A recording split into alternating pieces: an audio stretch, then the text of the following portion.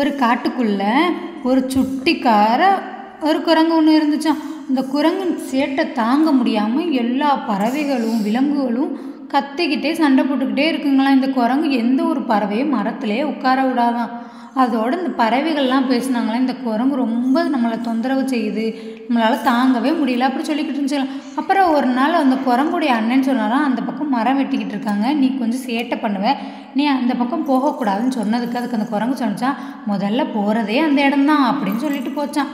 அப்போ அங்கே மரம் வெட்டிக்கிட்டு இருந்தவங்க கொஞ்சம் ஓய்வெடுக்கிறதுக்காக போயிட்டாங்க.